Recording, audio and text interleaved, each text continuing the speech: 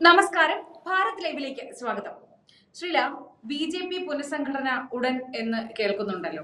അപ്പോ എന്താണ് അതിൽ എന്തൊക്കെയാണ് സാധ്യതകൾ? ഈ വരും തെരഞ്ഞെടുപ്പുകളിൽ അത് ബി.ജെ.പിക്ക് ഗുണകരമാകുന്ന രീതിയിൽ തന്നെയാണോ ഈ പുനഃസംഘടന എന്നതിനെ കുറിച്ച് എന്താണ്? ബി.ജെ.പിയുടെ പുനഃസംഘടനയും തെരഞ്ഞെടുപ്പുമായി വലിയ ബന്ധമുണ്ടോ എന്ന് തോന്നുന്നില്ല. കാരണം കഴിഞ്ഞ കാലഘട്ടങ്ങളിലെല്ലാം ബി.ജെ.പി തെരഞ്ഞെടുപ്പിനെ നോക്കിക്കണ്ടോ അല്ലെങ്കിൽ മറ്റൊരു തരത്തിലുള്ള പുനഃസംഘടനയോ എല്ലാം നടന്നിട്ടുള്ളത്. ഒരു കാലത്തും ബി.ജെ.പിയുടെ പ്രത്യയശാസ്ത്രത്തിൽ നിന്ന് മാറിക്കൊണ്ട് ഏതെങ്കിലും ഒരു തെരഞ്ഞെടുപ്പ് രാഷ്ട്രീയത്തിന് വേണ്ടി എന്തെങ്കിലും ചെയ്തതായി അറിയില്ല. അതുകൊണ്ട് തന്നെ ഈ തെരഞ്ഞെടുപ്പിൽ അത് എങ്ങനെ പ്രതിഫലിക്കും എന്നുള്ളതിനപ്പുറത്തേക്ക് സംഘടനയുടെ അച്ചടക്കവും ചിട്ടയും സംഘടനാ ബലവും ഒക്കെ വിളിച്ചോതുന്ന അല്ലെങ്കിൽ സംഘടനയുടെ കെട്ടുറപ്പ് ഉളവാക്കുന്ന രീതിയിലുള്ള ഒരു തെരഞ്ഞെടുപ്പ് അല്ലെ പ്രഖ്യാപനം തന്നെയാണ് ഉണ്ടാകുന്ന കാര്യത്തിൽ യാതൊരു സംശയമില്ല.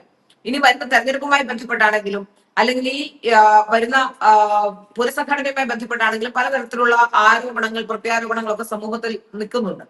നമുക്കറിയാം, മാധ്യമങ്ങളടക്കം ഒന്നടങ്കം പല ഗ്രൂപ്പുകളെ തഴയുന്നുവെന്നും ചില ഗ്രൂപ്പുകളെ കൂടുതൽ ബലപ്പെടുത്തുന്നു എന്നൊക്കെ പറഞ്ഞുകൊണ്ട് അല്ലെങ്കിൽ അത്തരത്തിൽ ചില വാദഗതികളൊക്കെ മുന്നോട്ട് വെക്കുന്നുണ്ട്. ഗ്രൂപ്പിന് അതീതമായി മറ്റ് ഇതുവരെ ഉണ്ടായിരുന്ന പ്രശ്നങ്ങൾ പരിഹരിക്കാൻ വേണ്ടിയാണ് രാജീവ് ചന്ദ്രശേഖറെ കേരളത്തിലേക്ക് അയച്ചത് എന്ന് ആദ്യഘട്ടം മുതൽ നമ്മളെല്ലാം പറഞ്ഞിരുന്നു. എന്നാൽ ഇപ്പോ പുറത്തു വരുന്ന ചില വാർത്തകളിൽ നിന്ന് അദ്ദേഹം പോലും ചില ഗ്രൂപ്പുകളുടെ കയ്യിലായിപ്പോയോ എന്ന സംശയം പോലും ചിലർ പറയുന്നുണ്ട്. പക്ഷെ ഇതൊക്കെ പറഞ്ഞാലും ഏത് ഗ്രൂപ്പുകളുടെ ഇപ്പൊ നമുക്കറിയാം, ജനാധിപത്യ സംവിധാനത്തിൽ ഇപ്പൊ എത്ര ഗ്രൂപ്പില്ല എന്ന് പറഞ്ഞാലും എന്തൊക്കെ പ്രശ്നങ്ങളുണ്ട് എന്ന് പറഞ്ഞാലും ഒരു ജനാധിപത്യ സംവിധാനത്തിൽ പല അഭിപ്രായങ്ങളും പല പ്രശ്നങ്ങളും ഒക്കെ ഉണ്ടാവും. അതിനെ ഏകോപിപ്പിച്ചുകൊണ്ട് അല്ലെങ്കിൽ അതിനെ ഒരു സമവായത്തിൽ എത്തിച്ചുകൊണ്ട് പോവുക എന്നതാണ് ഒരു മിടുക്ക് അല്ലെങ്കിൽ ഒരു നല്ല നിലനിൽപ്പിന് കാരണമാകുന്നത്. നമുക്ക് തന്നെ അറിയാം, ഇപ്പൊ ഒരു സ്ഥാപനം തുടങ്ങിയാൽ അല്ലെങ്കിൽ ഒരു മാധ്യമ സ്ഥാപനത്തിലാണെങ്കിൽ പോലും നമ്മുടെ സ്ഥാപനം അല്ലെങ്കിൽ പോലും തൊഴിലാളികൾ തമ്മിൽ പോലും ഇത്തരത്തിലുള്ള പ്രശ്നങ്ങൾ ഉണ്ടാവാൻ സാധ്യതയുണ്ട്. അതുകൊണ്ട് തന്നെ ഒരു രാഷ്ട്രീയ പാർട്ടിയിൽ ഇത്തരത്തിലുള്ള പ്രശ്നങ്ങൾ ഗ്രൂപ്പില്ല അല്ലെങ്കിൽ ഗ്രൂപ്പിന് അതീതമായി പ്രവർത്തിക്കുന്നു എന്നൊക്കെ പറഞ്ഞു വെക്കുന്നതിനെ ഒരുപക്ഷെ അത്തരത്തിൽ പറഞ്ഞു വെക്കേണ്ടതുണ്ടോ അല്ലെങ്കിൽ അങ്ങനെ ഗ്രൂപ്പില്ല എന്ന് പറയാൻ കഴിയുമോ എന്ന് എനിക്കറിയില്ല. ഏതായാലും പ്രബലമായ ചില ഗ്രൂപ്പ് സമവാക്യങ്ങളൊക്കെ ബി.ജെ.പിയിൽ ഉണ്ട് എന്ന് നമുക്കറിയാം. പക്ഷേ ഏതൊക്കെ ഗ്രൂപ്പുകൾ ഉണ്ടെങ്കിലും ബി.ജെ.പി അതിന്റെ കെട്ടുറപ്പിനെ ബാധിക്കുന്ന തരത്തിൽ ഒരു ഗ്രൂപ്പും തലയ്ക്ക് മുകളിലൂടെ പോകാൻ അനുവദിക്കില്ല എന്നുള്ളതാണ് ഏറ്റവും പ്രധാനപ്പെട്ട കാര്യം. അങ്ങനെ എന്തെങ്കിലും സംഭവിച്ചാൽ തന്നെ അവർ പടിക്ക് പുറത്താകുമെന്ന് ബി.ജെ.പി നേതാക്കന്മാർക്കെല്ലാം അറിയുന്നത് കൊണ്ട് എന്തൊക്കെ പ്രശ്നങ്ങൾ ഉണ്ടായാലും അത് പരിഹരിച്ചുകൊണ്ട് മുന്നോട്ട് പോകും. തെരഞ്ഞെടുപ്പ് അല്ലെങ്കിൽ ഇപ്പോ ഒരു സ്ഥാനാർത്ഥി പട്ടിക അല്ലെങ്കിൽ ഒരു ഭാരവാഹി പട്ടിക പ്രഖ്യാപിച്ചു കഴിഞ്ഞാൽ ഏത് സമയത്തും എന്തൊക്കെ വിയോജിപ്പുകൾ ഉണ്ടെങ്കിലും ഒറ്റക്കെട്ടായി മുന്നോട്ട് പോകാനാണ് ബി.ജെ.പി സാധാരണഗതിയിൽ ശ്രമിക്കാറ്. ഇവിടെയും അങ്ങനെ തന്നെ ഉണ്ടാകും എന്നാണ് എനിക്ക് മനസ്സിലാക്കാൻ സാധിക്കുന്നത്. അതായത് രണ്ട് തെരഞ്ഞെടുപ്പുകൾ. ഒരു സംശയം ചോദിച്ചോട്ടെ. ഇപ്പോ ബി.ജെ.പിയിലും ഇതുപോലെ ഗ്രൂപ്പ് കളികൾ ഉണ്ട് എന്ന് ഏവർക്കും അറിയാവുന്നതാണ്. ഇപ്പോ കെ സുരേന്ദ്രൻ, വി മുരളീധരൻ ഇവരെല്ലാം കാലങ്ങളായി ബി.ജെ.പിയെ ഈ ഒരു അവസ്ഥയിലേക്ക് എത്തിക്കുന്നതിൽ അവരുടെ ജീവിതം തന്നെ ഒഴിഞ്ഞു വെച്ച് പ്രവർത്തിച്ചവരാണ് അവരെല്ലാവരും. അപ്പൊ അതുകൊണ്ട് തന്നെ ബി.ജെ.പി പ്രവർത്തകർ കുറച്ചുപേരുടെയെങ്കിലും ഉള്ളിൽ അങ്ങനെ ഒരു ധാരണയുണ്ട്. എന്നാൽ ഈ രാജീവ് ചന്ദ്രശേഖറിനെ ഈ ബി.ജെ.പി പ്രവർത്തകർ ഒന്നടങ്കം അംഗീകരിച്ചു കഴിഞ്ഞു.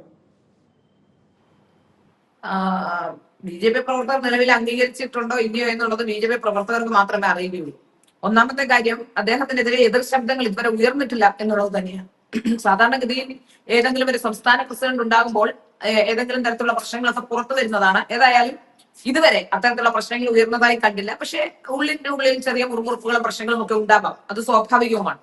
പിന്നെ രാജീവ് ചന്ദ്രശേഖരനെ സംബന്ധിച്ച് നോക്കുകയാണെങ്കിൽ കേരളത്തിൽ രാജീവ് ചന്ദ്രശേഖരനെ സംബന്ധിച്ച് ആരാണ്, എന്താണ്, എങ്ങനെയാണ് അവരുടെ കാലിബർ ഒന്നും മനസ്സിലാക്കാനുള്ള ഒരു സംവിധാനമൊന്നും അദ്ദേഹത്തിന് സ്വന്തമായി അത്തരത്തിലുള്ള ഒരു അറിവ് അല്ലെങ്കിൽ കേരളത്തിലെ ബി.ജെ.പി പ്രവർത്തകരെ സംബന്ധിച്ച് ബി.ജെ.പി പ്രവർത്തകരുടെ ഒരു ചരിത്രത്തെ സംബന്ധിച്ച് ആരാണ് നല്ല പ്രവർത്തകർ എന്നും അറിയാനുള്ള അദ്ദേഹത്തിന് അത്ര പരിചയമില്ല.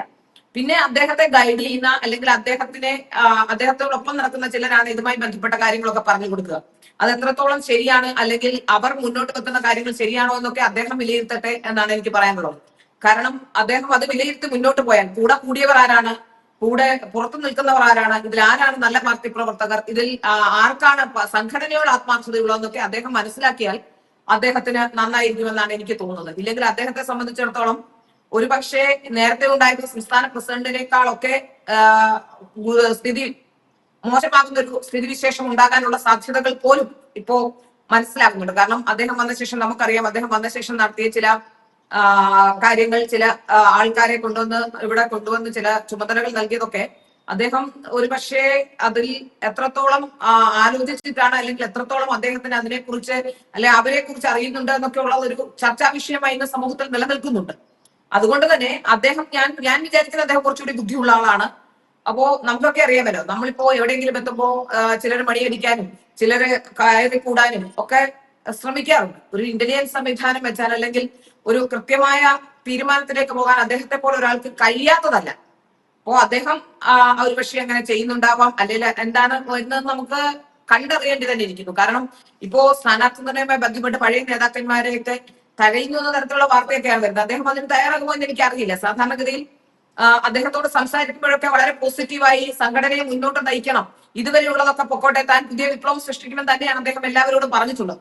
പക്ഷേ അത് എത്രത്തോളം കൂടെ നിൽക്കുന്നവർ അദ്ദേഹത്തെ അതിന് സഹായിക്കും എന്നുള്ളത് ഏറ്റവും പ്രധാനപ്പെട്ട കാര്യമാണ്. ഇവിടെ നോക്കൂ, പലപ്പോഴും BJP-യിൽ അല്ലെങ്കിൽ മറ്റേതെങ്കിലും ഏത് രാഷ്ട്രീയ പാർട്ടിയിലാണെങ്കിലും സംഭവിക്കുക എന്ന് പറയുന്നത്, ഈ സംസ്ഥാന പ്രസിഡന്റിനോടോ അല്ലെങ്കിൽ ഒക്കെ അടുപ്പമുള്ളവർ അവർ ചില കാര്യങ്ങൾ തീരുമാനിക്കും. അവരുടെ ശത്രുക്കൾ അല്ലെങ്കിൽ അവർക്ക് ഇഷ്ടമല്ലാത്തവർ ഒക്കെ അവരെ പിന്തള്ളുന്ന ഒരു കാഴ്ച നമ്മൾ കാണുന്നുണ്ട്. നമുക്കിപ്പോ ഒരു സംഘടനയെ നന്നാക്കുക എന്ന് പറഞ്ഞാൽ അവിടെ നമ്മുടെ ഒരു വ്യക്തിയുടെ ഇഷ്ടമല്ല, അവിടെ കൊള്ളാവുന്ന ആൾക്കാരെ കൊണ്ടുവന്ന് പ്രവർത്തിപ്പിക്കുക എന്നുള്ളതാണ്. സംഘടനയോട് കമ്മിറ്റ്മെന്റ് ഉള്ള ആരും എനിക്ക് തോന്നുന്നില്ല ഗ്രൂപ്പ് ഉണ്ടാക്കുകയും അല്ലെങ്കിൽ തങ്ങളുടെ ആൾക്കാർ അവിടെ എവിടെയൊക്കെ പ്രവർത്തിക്കണം എന്നൊക്കെ പറയും ചെയ്യുമെന്ന് എനിക്ക് തോന്നുന്നില്ല.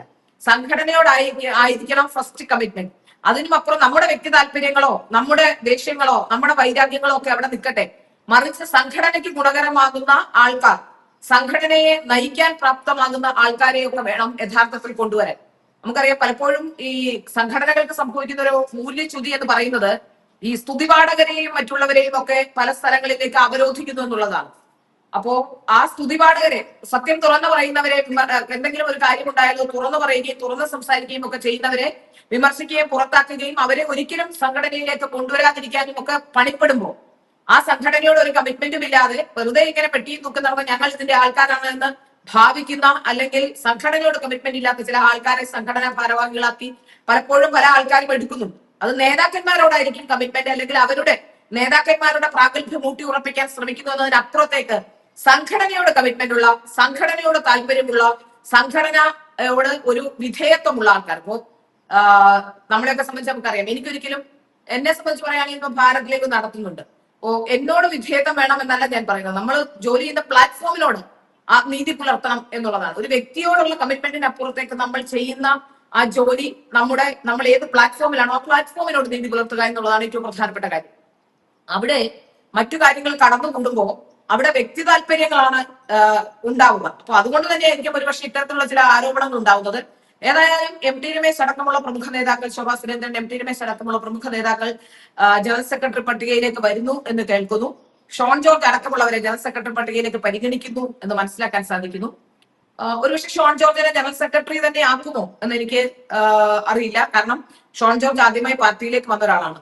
ഈ ജനറൽ സെക്രട്ടറി എന്ന് പറയുന്നത് BJP-യെ സംബന്ധിച്ചിടത്തോളം വളരെ പവർഫുൾ ആയിട്ടുള്ള ഒരു പോസ്റ്റാണ്.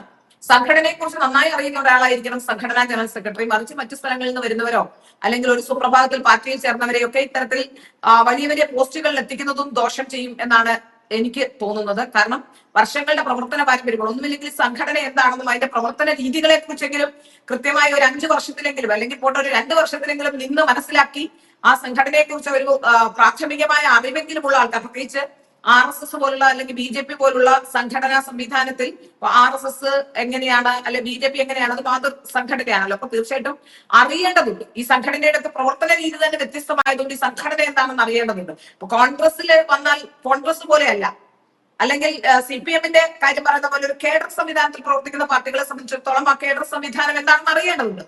അപ്പൊ അതുകൊണ്ട് തന്നെ എനിക്ക് അറിയില്ല ഇനിയിപ്പോ ഇതിന്റെ ഒരു പ്രഖ്യാപനം വരുമ്പോഴേ. നല്ലൊരു രാഷ്ട്രീയക്കാരനാണ് ഷോൺ ജോർജ്, മിടുക്കനാണ്, കാര്യമൊക്കെ ശരിയാണ്, അതൊക്കെ സമ്മതിക്കുന്നു.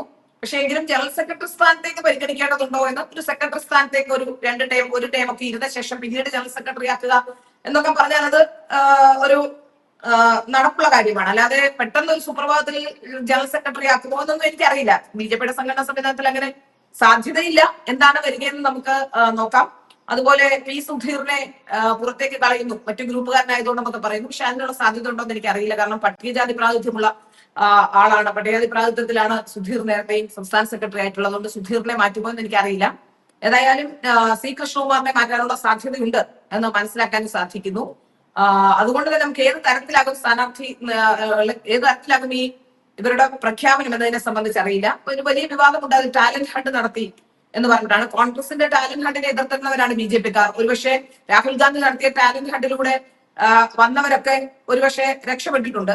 പക്ഷെ എങ്കിലും BJP ഒരു ടാലന്റ് ഹണ്ട് നടത്തിയെന്നാണ് മനസ്സിലാക്കാൻ സാധിക്കുന്നത്. ആ ടാലന്റ് ഹണ്ടിലൂടെയാണ് എന്നൊക്കെ പറയുന്നതിന്റെ യഥാർത്ഥ വിവരങ്ങൾ എനിക്കറിയില്ല. വാർത്തയിലൂടെ കേട്ട് മാത്രമേ അറിയുകയുള്ളൂ. കാരണം ഞാൻ ഇപ്പോ ആ വിഷയവുമായി ബന്ധപ്പെട്ട് അങ്ങനെ അതിലേക്ക് ഇറങ്ങിച്ചെന്ന് അവിടെ ടാലന്റ് ഹണ്ട് നടന്നതെന്നൊന്നും അന്വേഷിച്ചിട്ടുമില്ല. അതുകൊണ്ട് എനിക്കത് ടാലന്റ് ഹണ്ട് നടന്നതെന്ന് എനിക്കറിയില്ല. ഏതായാലും എന്ത് ടാലന്റ് ഹണ്ട് നടത്തിയാലും എന്തൊക്കെ ചെയ്താലും ഏതൊക്കെ പ്രഖ്യാപനം ഉണ്ടായാലും സംഘടനയ്ക്ക് ഗുണകരമാകുന്ന, സംഘടനയെ വിവാദത്തിലാക്കാത്ത, സംഘടനയെ സ്വന്തം കാര്യങ്ങൾക്ക് ഉപയോഗിക്കാത്ത, സംഘടനയെ മറ്റേ ധനസമാഹരണ മാർഗത്തിലും മറ്റും ഉപയോഗിക്കാത്ത, സംഘടനയ്ക്ക് വേണ്ടി നിലകൊള്ളുന്ന ആരെങ്കിലുമൊക്കെ ഈ പാർട്ടിയുടെ മുൻനിരയിലേക്ക് വരട്ടെ. ഈ പാർട്ടിയെ കുറിച്ച് കൺസേൺ ഉള്ള, സ്വന്തം വ്യക്തി താല്പര്യങ്ങൾ ഇല്ലാതാക്കിക്കൊണ്ട് ഒരു പാർട്ടിയെ കുറിച്ച് കൺസേൺ ഉള്ള, പാർട്ടി നന്നാകണമെന്ന് ചിന്തിക്കുന്ന, ഇനിയുള്ള കാലമെങ്കിലും പാർട്ടി മുന്നോട്ട് പോകണമെന്ന്, ഭംഗിയായി മുന്നോട്ട് പോകണമെന്നും വളരെ കൃത്യമായി തന്നെ കേരളത്തിന്റെ ഭരണ സ്ഥിരാരംഗത്തേക്ക് എത്തണമെന്നും ഒക്കെ ആഗ്രഹിക്കുന്ന, ചിന്തയുള്ള, വിഷനുള്ള, സ്വാർത്ഥതയില്ലാത്ത ചിലരെങ്കിലും പാർട്ടിയിലേക്ക് വരട്ടെ എന്നാണ് ഞാൻ ആഗ്രഹിക്കുന്നത്. അങ്ങനെ ആരെങ്കിലും എത്തിയ സന്തോഷം. അല്ലെങ്കിൽ പഴയ വീഞ്ഞ് പുതിയ കുപ്പിയിലേക്ക് ഒഴിക്കുകയോ അല്ലെങ്കിൽ പുതിയ കുപ്പി വാങ്ങിച്ച് പുതിയ വീഞ്ഞ് ഒഴിക്കുകയോ ഒക്കെ ചെയ്യുന്നത് എത്രത്തോളം ദോഷകരമാകും എന്നുള്ളത് എന്നെക്കാട്ടിലൊക്കെ ബുദ്ധിയും വിവരവും കാര്യപ്രാപ്തിയും ഒക്കെ ഉള്ള സംസ്ഥാന നേതാക്കന്മാർ എല്ലാവരും ഉണ്ടല്ലോ. അപ്പൊ അതുകൊണ്ട് തന്നെ നമ്മളെക്കാട്ടിലൊക്കെ നമ്മൾ ചിന്തിക്കുന്നതിനപ്പുറത്തേക്ക് കാര്യങ്ങൾ ചിന്തിക്കാൻ കഴിവുള്ളവർ ആയതുകൊണ്ട് തന്നെ അവർ അത്തരത്തിലൊരു നല്ല തീരുമാനം തന്നെ എടുക്കുമെന്നാണ് എനിക്ക് തോന്നുന്നത്. രാജീവ് ചന്ദ്രശേഖരെ പോലെ പരിണത പ്രജ്ഞനായ അദ്ദേഹം ഈ കാര്യത്തിൽ തീരുമാനം എടുക്കും എന്ന് നമുക്ക് കണ്ടറിയുന്നതാണ്. രാഷ്ട്രീയത്തിൽ അദ്ദേഹത്തിന് വലിയ പ്രാഗൽഭ്യമില്ലെങ്കിലും അദ്ദേഹം ജനങ്ങളെ മനസ്സിലാക്കുന്ന കാര്യത്തിൽ, അല്ലെങ്കിൽ ആൾക്കാരെ മനസ്സിലാക്കുന്ന കാര്യത്തിലൊക്കെ അദ്ദേഹത്തിന് അറിവുണ്ട് എന്നാണ് എനിക്ക് തോന്നുന്നത്.